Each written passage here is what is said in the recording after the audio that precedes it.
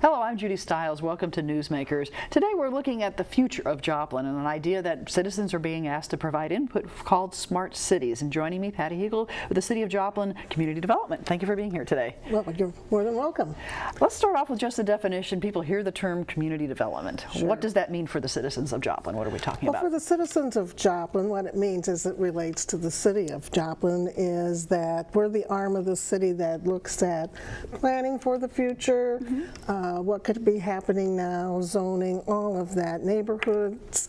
And one of the things it particularly means is that we were the arm of the city that was charged with spending the federal dollars for the disaster recovery. Right. And since that is winding down, we are looking at a need to put a new roadmap together for the resiliency of the city. So the city has gotten over the hurdle of recovery. We've had our allocation, we've met the goals and what we need to do. Yes, that's wrapping up this year. Yes. And so then what happens next in Joplin? That's the question. Right. We would like to have a roadmap for what could happen next, and of course resiliency is part of that, whether you're talking about disaster preparedness or making sure that we continue to grow our employment base, or whether it's just making sure that our citizens are connected and getting the best service they can. Okay. So you want to have, I guess in layman's term, a strong future for Joplin. That's correct. So we need that road plan, that plan for the future, and as I mentioned, it's something called smart cities. Yes, so that's something we're going to be hearing a lot about here a lot in the city. This is true, this is true. Smart cities is kind of a catch-all for just improvements, technological improvements a community can make to make sure that they're positioned for the future and they're not left behind. It can mean a lot of different things to a lot of different communities. So part of what we're trying to do is to determine what it means best for the citizens of Joplin. Okay. So if you go Google online smart cities, you can see a lot of possibilities, but it's not one type fits all. It's not one type fits all. We have some focal points, obviously. One of the top ones is, making sure that City Hall is friendly for both its residents and businesses. Also making sure that we have good connectivity, that people can connect to the internet in the community, and just contributing to the quality of life by making things easier to do, or maybe providing kiosks for people that come in and they can see what the city's about, attractions, etc. It also really helps with attracting talent for our workforce, because even some of the simplest manufacturing tasks are becoming more technical these days, and technology plays a very large role. So all the way around we have to be more savvy, and we need to help those who want to enter the workforce or who are in the workforce become that. It sounds like the world is obviously changing with technology and the internet and connections, as you mentioned, everything, and that it's a very competitive world as well. Yes, it is. It is very competitive, and if you don't stay competitive, you may lag behind. And then when you lag behind, you don't collect the sales tax or the tax base you need to continue to provide the services that the citizens need. Your young people don't necessarily stay in town, and I know everybody's interested in seeing that happen, that they stay or come back and have their opportunities here. So that's all very important. Right. So the Smart Cities concept, coming to Joplin, discussing this, how's this process working? I mean, the city's looking at it now. You're going to bring it to the public to get some feedback. That's correct. We've been working on this for a while. We started with what we called our internal stakeholders, and those were those of us inside the walls of City Hall and other public buildings. How can we best utilize technology to provide better service to our citizens? And there were a lot of opportunities. There's a lot of thought and good ideas as to how to improve those services. We then moved on to what we call our outside stakeholders, and those are businesses in the community or nonprofits in the community. And what do they see as a need in technology as we move forward? How can the community be more resilient? What are their needs out there? we've been gathering all of that data, and now we would really like to hear from the public in general. Right. So that's, and we're holding some open houses to do that. And what about the concept of smart cities? Is this something that has been around a long time, recent? Are there, in the history, people say, how long have people been thinking about this? Well, actually, believe it or not, smart cities has been around for a while. I think we just hear more and more about it. Ways to use, obviously, your smartphones to take care of a lot of different business, and being able perhaps to pull a building permit online. There's been a lot of conversation about autonomous cars. Right. Yes, and sooner or later they'll be coming around, or there'll be test grounds for them, and and there's so many different ways that we can more efficiently monitor things that are going on, such as bad weather. Right. If we have sensors out on our street lights, they can pick that up. We can use electricity better or more reasonably by being able to let the street lights sense when they need to be very bright or when they can be dimmer. We can control traffic lights so that it's not the start and stop through the community. It's more seamless.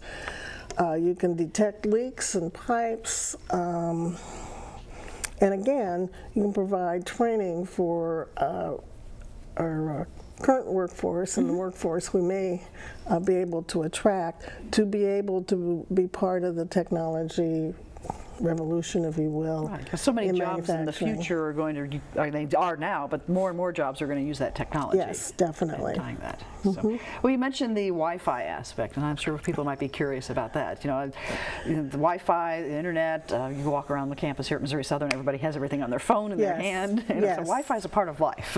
Wi-Fi has become a part of life, and it's important that everybody can access it, we believe, in the community, if at all possible. And that is a big part of it. And it's also important to have duplicate ways of communicating. There's fiber, and then there's wireless opportunities. And the other thing that's coming along is 5G. We've heard a lot about that in the news. People are saying to get faster and better. So what we're trying to do is collectively take all of the ideas, and perhaps we could even call some of them needs of the community based on what each segment is seeing as those needs are, and then finding ways to fund some of that to carry that forward. So we'll have the roadmap, and as opportunities arise, some of these things we'll be able to accomplish. So do you see opportunities for people who may not have that internet access to Wi-Fi now, that it might open up that to people who maybe haven't been able to afford it or be able to live in a part of town where they can get it, or things like that? That's one of the things that's hoped for, and that's one of the items that pops up high on the list, and I think everybody agrees with that.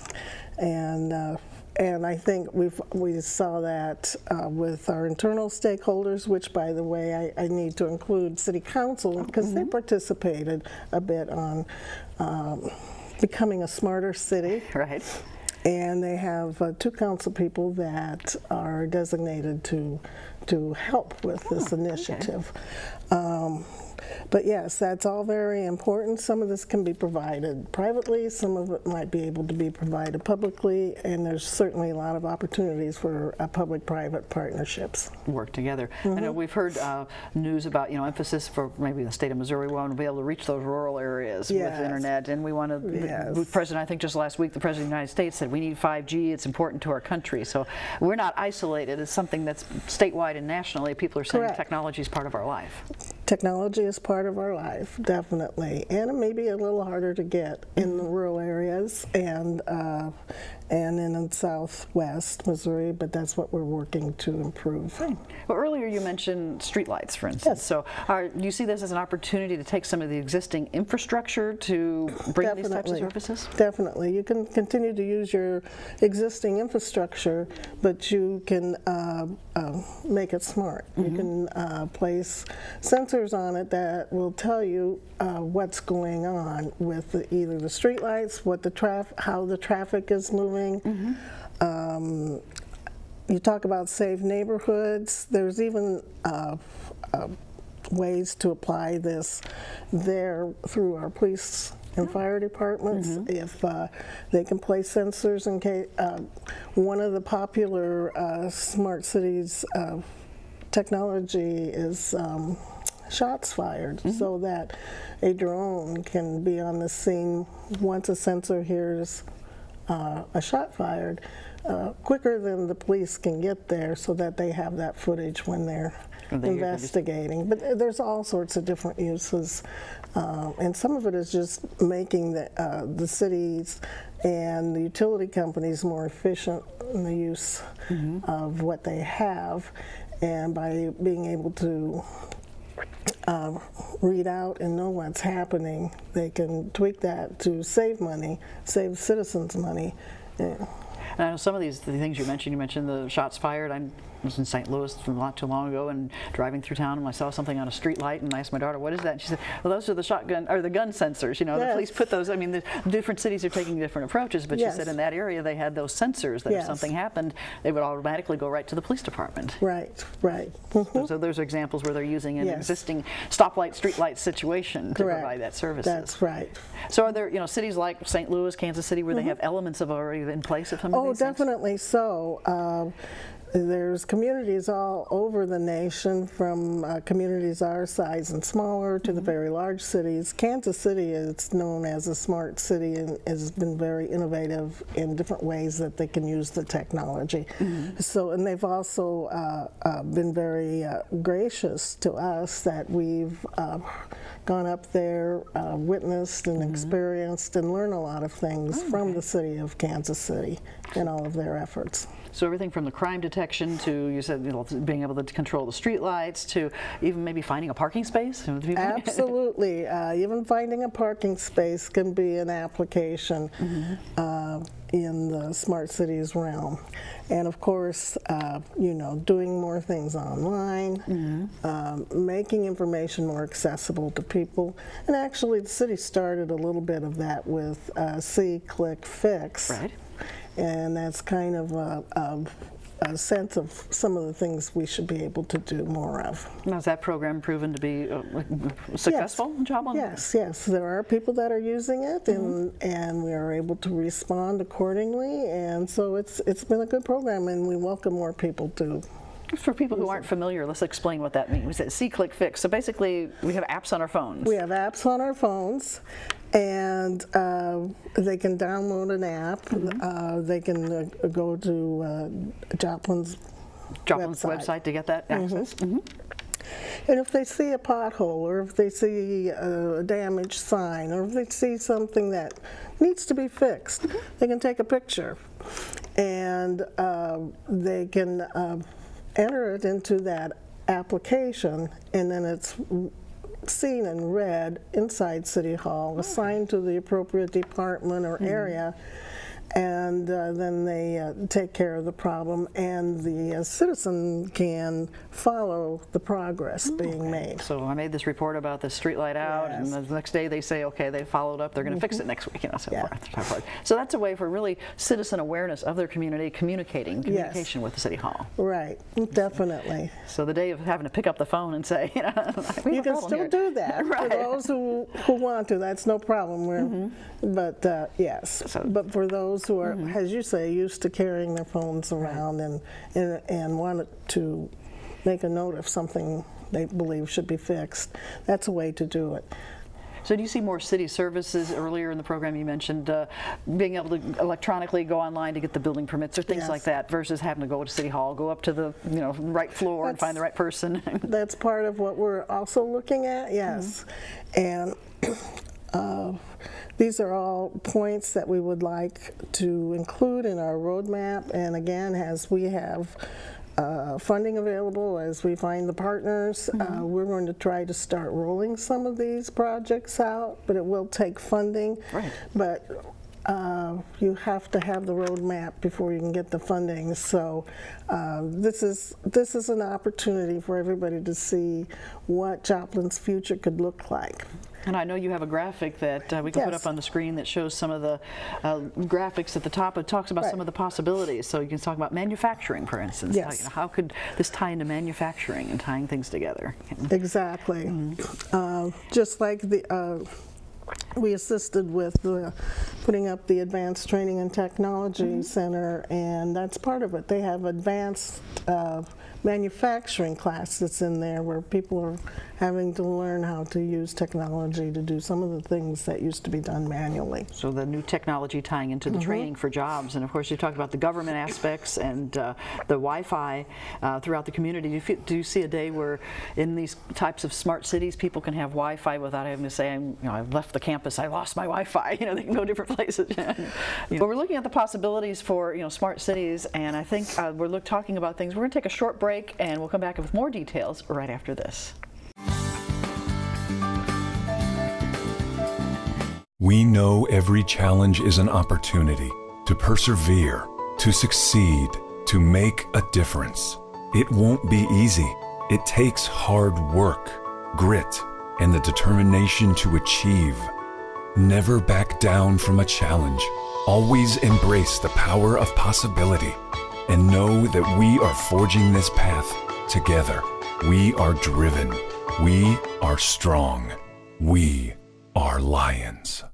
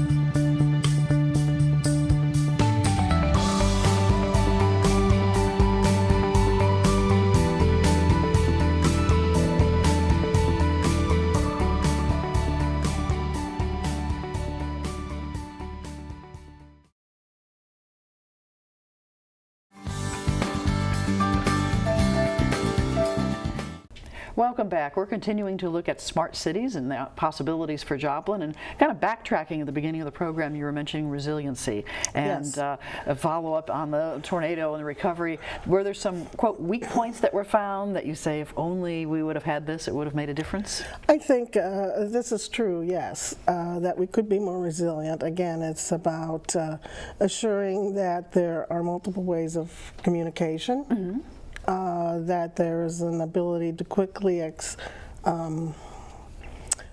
monitor and assess damage. Right. And with technology, that's probably easier done. You think of drones and the data that those drones can collect, and then that can be ciphered and used quicker than what it took to go through each street and You manually had to have people out there Yes. manually riding and walking up and down the streets. Yes, we did.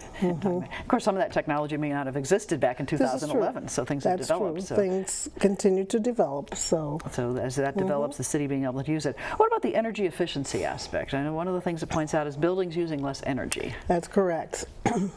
One of the things about being a smart city, the ability to have smart buildings is that you look for energy efficiency within those buildings, and in order to do so, you may need the technology to monitor when you have peak times, when you have heat loss, when you don't have heat loss, all of those kinds of things to help you adapt to a more efficient way of running your building.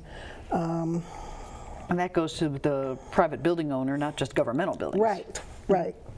So this is an example of the private, public working Yes. together type of Yes. situation. Yes. So, and we also mentioned, the smarter traffic lights. Sometimes those lights are set, and I get stuck at every stoplight going through town. Right, yes. And that's been on the radar for some time by our Public Works Department. First of all, it increases fuel efficiency if you're not doing the starting and stopping, and it allows traffic to flow much better. It can let you know, the sensors could let you know if there's an event, let's say downtown, where there's heavy pedestrian traffic, and they can, then the lights can adjust accordingly. There's all sorts of different ways just to make it easier to live and enjoy. Right. So a lot of that tying into the safety for the citizens if they're at events like that, and they be able to cross the streets and not have to worry about, the light's going to change, I have to hurry up across the street, and those types of things. Well, you mentioned finding the funding. Is this something that you anticipate in the future? Government grants, private funding? People say, these are great ideas. How do we pay for these? Exactly. I would say it's all of the above, and we would like to kickstart some sort of small project with our disaster recovery funds that are left. But certainly one of the things we're doing with our consultants is we're out there looking for opportunities to partner with private entities, private carriers, and to see what the government is offering to help cities become more efficient, greener even, quite frankly. Part of the Smart Cities Initiative, when you talk about transportation, the need for not the need, but the coming of driverless cars, the ability to rent scooters and bicycles and have charging stations all up and down your community or out by your campuses. And so, as we said earlier, this is nothing necessarily new. Other cities are doing these things. So definitely. you can contact these cities where you learn from their how well things have worked and how they haven't worked. But then again, you form it according to what Joplin itself sees that would best fit to make them not only resilient, but to be successful, continue to be successful. So this after the tornado, our population grew, our number of jobs increased, and these are all good things, and we have to capture that and continue forward, and we have to capture millennials and others who are used to a lifestyle that is technology driven. Right. So they have a choice as they're graduating from college or raising a family. Where do they want to live? And if they have a community where they know they can have access to this type of information, tying it together to make a big difference. That. So you're having public sessions. We are starting public sessions, and I believe at the time of this airing, we'll have 2 open houses available for the public to come in. We'll have information for them. We'll have the opportunity for them to give their input. Okay. And the next ones will be April 30th. That's a Tuesday in the evening, 4:30 to 6:30. And that'll be at the Bookhouse Cinema. Okay. Over on the east side, 715 East Broadway Street. And then the last one that we will have will be Thursday, May 2nd. And that will be at Irving Elementary School. That's one of the new schools that was constructed, and that'll be between 4:30 and 6:30 in the evening also. And Irving is over there on McClellan Street. Now, if someone can't make one of these sessions, they could still get involved. I know you've got links through Facebook and so forth. Yes, they can get involved through Facebook. They can get involved in any means they would like to communicate with the city, and we will have Facebook open for them. looking at third Thursday opportunities to get information out. And again, this is a very broad, smart cities is a very, as we say, very broad topic of what it could very involve. broad topic, but this will help perhaps personalize it more to individuals as to what they could see could be better in Joplin as a result. Do you have any specific goal of a timetable? You know, we're having these sessions now, end of April, 1st of May. When would you like to say, we've got your feedback, let's try to start doing something now? We would actually like to do that by the end of May, 1st of June, be able to package a plan and suggest to City Council and get their input as to what could we start working on now. Great, great. So it's going to move right along. Yes. It's not something we're going to look at for No. 6 months and come back. And No. so the input is important. People are able Yes. to attend those Yes, sessions we would you love to mentioned have them come. and get that feedback. And as we said, other cities are doing it. They can learn how from you what Yes. trying to visualize what you're meaning Yes. talking about that and so forth. So it goes to City Council. Then City Council would take the necessary steps to work Yes. with the city staff to say, Yes. what can we do? Yes, Time that's together. correct. So I think we're all excited about this. I think it's a necessary step forward for Joplin and just one more step into a successful future Working for the together. community. What's the most exciting part? You know, you've been working in community development. Yes. You've had to deal with the challenges of post-tornado, and now you have this. What's the most exciting part about this type of project for you? It's because it's so future-based. It's being proactive, no longer have to be reactive. It's also something we know that could be ongoing for a very long period of time. But I think the exciting thing is to actually look at how we can be even more viable than we are today. And it's I like to see the energy coming from other people and businesses in embracing this possibility. And the exciting part is it's just going to help Joplin, not hinder it. So it really sounds like it's a program. It's not necessarily driven by the city to the citizens. You want the citizen input to make it Yes. a team effort. That's tying right. Together as smart cities. Yes. Great. Well, Patty, I'd like to thank you very much for visiting thank me you. today and sharing some information with our audience. Yes, my pleasure. You're welcome. Thank you. And I'd like to thank you, the viewers, for joining us this weekend, or this week on Newsmakers. I'm Judy Stiles. Hope you can join me again next week at the same time on this station. We'll see you then.